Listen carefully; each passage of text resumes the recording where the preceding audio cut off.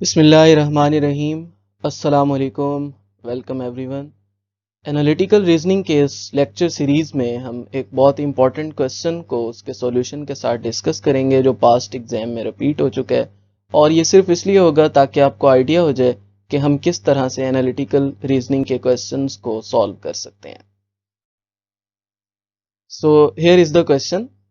सबसे पहले जो चीज़ है दैट इज़ इंट्रोडक्शन। आमतौर पे जो भी प्रॉब्लम होता है उसमें स्टार्ट में जो डाटा गिवन होता है उसको इंट्रोडक्शन कहा जाता है।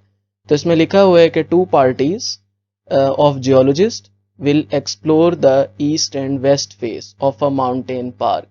यानी एक माउंटेन पार्क का विजिट करेंगी दो मुख्तलिफ पार्टीज, और जो जियोलॉजिस्ट हैं उनके नेम कुछ इस तरह से दिए हुए हैं RSTUVWX, और ये दो ग्रुप्स में करेंगे यानी दो पार्टीज में करेंगे। ओके, इसमें से जो लिमिट्स बताई हुई हैं, सबसे पहली चीज़ ये है कि ये जो पार्टीज हैं इनमें मैक्सिमम नंबर कितने होने चाहिए, 4। और ये कुछ कंडीशंस हैं, दीज आर द कंडीशंस, या जिन्हें हम रूल्स भी कहते हैं। और ये एक ऐसा क्वेश्चन है जिसमें सिर्फ एक ही एट्रीब्यूट दिया हुआ है, यानी एक ही चीज़ दी हुई है और वो जियोलॉजिस्ट ही दिए हुए हैं। ठीक है, तो इसको हम लीनियर फॉर्म में करेंगे। अब तक हम दो तरह की एनालिटिकल रीजनिंग बहुत ज़्यादा पढ़ चुके हैं, एक लीनियर और दूसरा डिस्ट्रीब्यूशन। डिस्ट्रीब्यूशन में एक से ज़्यादा एट्रीब्यूट्स होते हैं और लीनियर में सिर्फ एक ही एट्रीब्यूट होता है, यानी एक ही प्रॉपर्टी दी होती है। तो आमतौर पर इसको हम कंडीशंस की फॉर्म में लिखते हैं। तो पहली कंडीशन इसको हम सिंबल्स की फॉर्म में लिख लेते हैं। यहाँ लिखा हुआ है x can not be in a party with S और टी, यानी इसको मैं यूँ लिख लेता हूँ, एक्स नहीं हो सकता एस या टी के साथ। तो ये एक कंडीशन हो गई, एक्स और टी, यानी X can not be in a party with S और टी। और दूसरी कंडीशन है R must be in a party with V, यानी जहां जहां आर होगा वहां पर वी वाला जियोलॉजिस्ट होगा।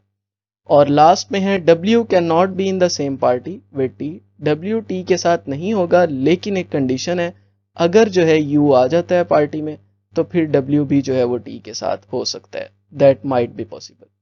तो ये 3 कंडीशंस हैं मेन, और एक कंडीशन ऊपर दी हुई है कि हर पार्टी में जो मेंबर्स की तादाद है वो 4 होनी चाहिए। तो हमने इन कंडीशंस को अब देखना है और इन्हीं की बेस पर एमसीक्यूज को सॉल्व करना है। अब देखें, ये मैंने कंडीशंस लिख ली हैं समराइज करके, ताकि आपको पता हो कि जब भी हमने इस तरह का क्वेश्चन करना होता है तो पहले हम कंडीशंस लिख लेते हैं और उसके बाद उन कंडीशंस को बारी बारी देख कर हम एमसीक्यूज को सॉल्व कर सकते हैं। So let's move to the MCQ. सबसे पहला है, if the W is in the party with S, अगर W जो है वो S के साथ पार्टी में हो तो फिर कौन सी चीज ट्रू होगी। ये बहुत ही आसान एमसीक्यू है, देखने में मुश्किल लग रहा है लेकिन हमें थोड़ा सा सोचना पड़ता है। ये कंडीशंस हैं, देखें, जब W S के साथ होगा तो हम ये पहले ही कह चुके हैं कि X जो है वो S के साथ नहीं होगा। यानी अगर हम इस कंडीशन के मुताबिक देखें तो इसका मतलब अंडरस्टूड है कि अगर W S के साथ है तो फिर पहली कंडीशन के मुताबिक, पहले रूल के मुताबिक एक्स को दूसरी पार्टी में होना चाहिए। Okay, next is if T and V are in the same party, अगर टी और वी जो है, जो जियोलॉजिस्ट हैं, वो एक ही ग्रुप में है तो फिर कौन सी कंडीशन ट्रू होनी चाहिए, इसको देखते हैं। तो देखें, अगर हम रूल 2 देखें, ये देखें, अगर हम फर्स्ट रूल और उसके बाद सेकंड रूल देखें तो सेकंड रूल क्या था कि अगर वी है तो आर भी होगा। इसका मतलब है ये चीज़ तो अंडरस्टूड हो गई कि जहां पर टी और वी है वहां पर आर भी होगा। ठीक है, और उसके बाद अगर हम देखें तो उसके अलावा क्या बच जाएगा। नेक्स्ट इज रूल 1 देखते हैं। रूल 1 में था कि अगर हम एक्स देखेंगे तो एक्स एस या टी में से किसी के साथ नहीं होगा। सो रूल 2 के मुताबिक तो ये हो गया, और रूल 1 के मुताबिक क्या होना चाहिए, एस को भी इसी ग्रुप में होना चाहिए, क्योंकि दूसरे ग्रुप में तो क्या होगा, एक्स होगा, और एक्स जो है वो इन दोनों में से किसी के साथ भी नहीं होना चाहिए। तो फर्स्ट ग्रुप ये बनना चाहिए, क्योंकि इसी सूरत में ही दूसरा ग्रुप जो है वो क्या बनेगा, एक्स बन जाएगा, यू बन जाएगा और डब्ल्यू। और ये इसलिए कि जो एक्स है उसको एस या टी में से किसी के साथ नहीं होना चाहिए। तो हमने कंडीशंस को देख के पूरा करना है। तो इसका मतलब है कि ये वाली कंडीशन ठीक होगी कि T and V are in a party of 4। जाहिर है टोटल 7 मेंबर्स थे हमने कहा था, और दो पार्टीज बनेंगी, दो ग्रुप्स बनेंगे, और उसके बाद जो है क्या होगा, एक ग्रुप मैक्सिमम 4 का हो सकता है, अगर एक 4 का है तो दूसरा 3 का ही होगा। तो इस तरह ये डी ऑप्शन ठीक है। देखिए, हमने हर दफ़ा जब भी एनालिटिकल रीजनिंग में किसी एमसीक्यू को सॉल्व करना है तो हमने इंट्रोडक्शन के बाद जो प्रॉब्लम में रूल्स दिए हुए हैं उन्हीं रूल्स को देखना है और उनके साथ टैली करना है कि ये एमसीक्यू की जो कंडीशन है ये उसके साथ फॉलो करती है या नहीं। ओके जी, नेक्स्ट है कि अगर हम u को जो है वो सेम पार्टी को असाइन करेंगे x के लिहाज से तो कौन सी कंडीशन ट्रू होनी चाहिए। देखिए अगर u और x जो है वो सेम पार्टी में, हम इसको यूं लिख लेते हैं u एंड x, तो इसका मतलब है रूल 1 के मुताबिक अगर देखें तो जिस पार्टी में x है उसके साथ s या t नहीं होना चाहिए। इसका मतलब है s और t जो है वो दूसरी पार्टी में होंगे। ठीक है, अच्छा अब s और t अगर दूसरी पार्टी में है तो इसका मतलब है यहाँ पे हमने रूल 3 अगर देखें तो w और t जो है ये भी एक ही पार्टी में नहीं होने चाहिए, या फिर u भी होना चाहिए, तो इसका मतलब है w यहाँ पर होगा। ठीक है, और उसके बाद अगर w यहाँ पर है तो r और v जो है ये बच जाएंगे। अगर हम यहाँ पे r और v को डालते हैं तो यहाँ पे मैक्सिमम नंबर 3 ऑलरेडी हो चुके हैं। इसका मतलब है कि हम 2 और नहीं डाल सकते, 4 से ज़्यादा हम कर नहीं सकते, तो r और v जो है इस पार्टी में आ जाएंगे। तो ये दो ग्रुप्स बन जाएंगे, एक ये ग्रुप बन जाएगा और एक ये ग्रुप बन जाएगा।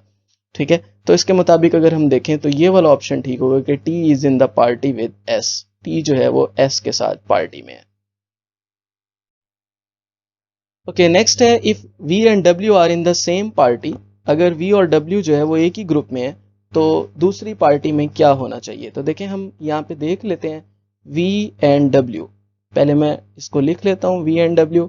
अब हम रूल 2 देखते हैं। रूल 2 क्या था कि जहां पर v होगा वहां पे क्या होगा, r होगा, तो इसका मतलब है r यहाँ पर आ जाएगा। ठीक है, और s और t दूसरे में आ जाएंगे, क्योंकि अगर हम s और t यहाँ लिखेंगे तो ये 5 हो जाएंगे, लेकिन हम x यहाँ पे लिखेंगे क्योंकि x को रूल 1 के मुताबिक s और t में नहीं होना चाहिए, तो x यहाँ आ जाएगा, s और t यहाँ आ जाएंगे, और w जो है वो t के साथ नहीं होना चाहिए, तो यहाँ पर इधर आ जाएगा u।